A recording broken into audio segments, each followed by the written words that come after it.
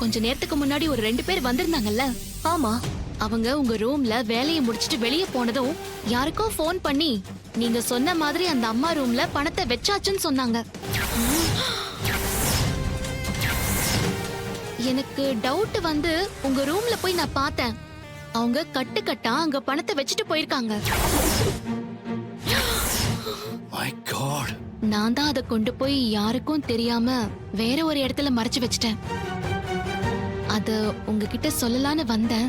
ஆனா அதுக்குள்ள ஆபீசர்ஸ்லாம் ரைடு வந்துட்டாங்க. இல்லனா நீங்க ரைட்ல மாட்டிருப்பீங்க. எவ்வளவு ஒரு கேடுகெட்ட சிறுக்கி உள்ள வந்து காரியத்துக்கு எடுத்துட்டாளே. ச்சே. அப்படியா? அந்த பணம் எங்கம்மா?